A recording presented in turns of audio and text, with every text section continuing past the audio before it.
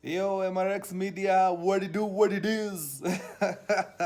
Thank you guys for having me, man. And keep up. You guys are doing a splendid job, Maze. Keep talking to these young people.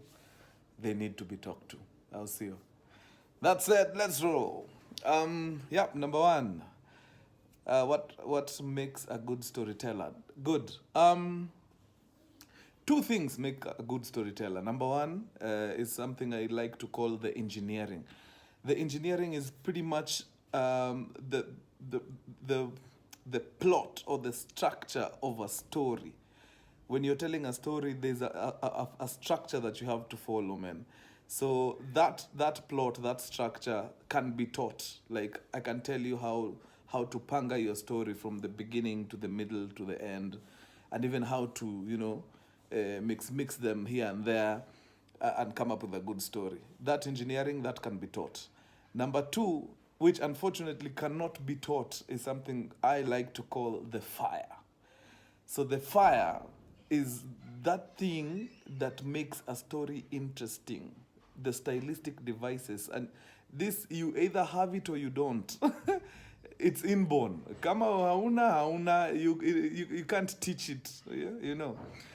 So the fire, I'm sure you can, two people can tell the same story, but you'd find yourself drawn towards one person more than this other one. Ni juu yeye ako na hiyo fire. Kuna tu wase wako nayo naturally. Yeah, so those are the two things that make a good storyteller. If you as an individual have the engineering and the fire, that's it. We unaua hapa nje. So yeah. Number two, how can one monetize storytelling? Beautiful. Actually, that's the space I'm in right now. Of course, with this whole social media vibe and whatnot, there's ways you can monetize your content, the podcasts, the YouTubes, and whatnot. That's like the primary source of revenue for storytellers. But me, I am big on getting the tunes from the people direct. Hey, bana, I'm running a campaign inaitwa Cut the Middleman. I'm sorry, broadcasters.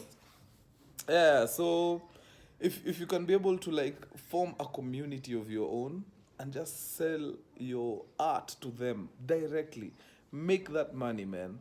I think that is the most effective way to make money from storytelling. And as is storytelling peke yake, everything you go to the people direct. But they go to the top 10 companies of this country. Utapata mazee, a good chunk of them, they sell their products direct. Hakuna middleman hapa katikati.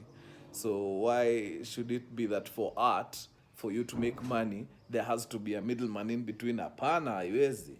Yeah, you just build a community of your own, make money from them. Safi. The third question was these questions nilizisoma so ziko kwa kichwa. I hope I don't mess them up. The third question ilikuwa about longevity as a content creator.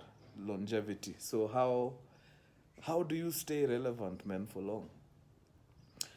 Very simple. I think agility. You need to learn how to adapt to change. Yeah, things are moving so fast, man. So if you're rigid, bana, you'll be another Nokia story, man. I'm sorry to use a brand that's existing, but you know the Nokia story. They were the creme de la creme of telecommunications, man. Then the world moved to digital. And they were just like, si tuko tu sawa, jo, na hizi matululu zetu. Long story short, maze smartphone ikawatoa kwa soko. Yeah, so it's the same for art. If you're not agile, like if you don't adapt to change, if you don't move with the times, utakuwa irrelevant very soon. And man, bana, sahi, in fact, disappear for like 1 year and come back. Utaona vile vitu zimemove, maze. So you can't be stuck up in one place. Learn how to change with the times. Even though una stay afloat, maze. Question number 4 ni about the unique content people are creating. Like Akina Nduruman, my guy from Meru who's eating spiders and whatnot. And the question is that also content creation, or that's just clout chasing? And I think my answer to that would be, Bana, remember what I told you in the second question. You Bana, just get your community, man. Get your community. Like, if you have people who just love watching people eating spiders, that's your community, man. So you are a content creator to them. Hata kama watu wengine wanaboeka, as long as you have your own community ambayo inafurahi na ile kazi unafanya, you do you, man. Do you. So wako tu sawa. They are content creators in their own way, in their own right. Wacha wafanye mambo yao tu. Then finally, what's the difference between clout chasing and showbiz? That's awesome, man. Aki najua naweza jipata nimepigwa hapa, lakini wacha tu niseme ukweli. I think showbiz complements artistry. Showbiz complements artistry. Man, if you're a musician and you have a gig, and right before you step on stage, bana uland pale na chopa, that's showbiz, man. It complements the artistry. The artistry has to be there for showbiz to work. Unajua, iko hapo. Like, when I'm deadly. Sasa leta hizo machopa zako na magari nini. When fire. But clout chasing has nothing to do with artistry, man. Anyone can clout chase.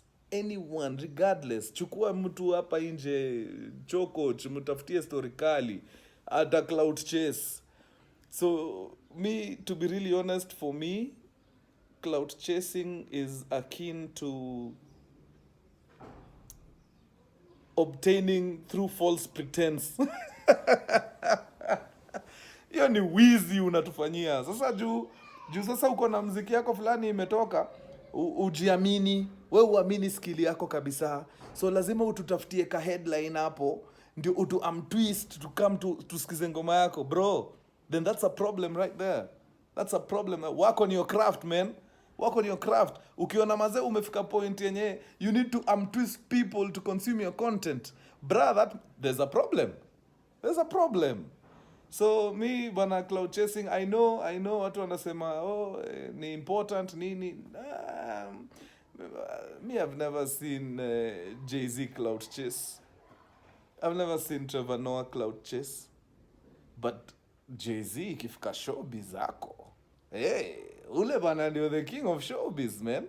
Na ina work. Sababu, after the showbiz, when Jay-Z steps on that stage, it's about to go down. It works. Lakini sasa mazee, una clout chase jo, unatuwai. Like your headline umetuuzia, inatuwai. Then tuna watch mambo yako, tunapata ni nonsense. Of what benefit is it? In fact, it's detrimental to your craft, if you ask me. So, we piga kazi, hakikisha craft yako iko sawa. Maze, hizi vitu zingine ni secondary, man. Usifeel need ya... Man, work on your craft. Yeah, and that's it, man. Hapo saa, I hope sijaongea sana. Adios, muchachos, guys. Peace.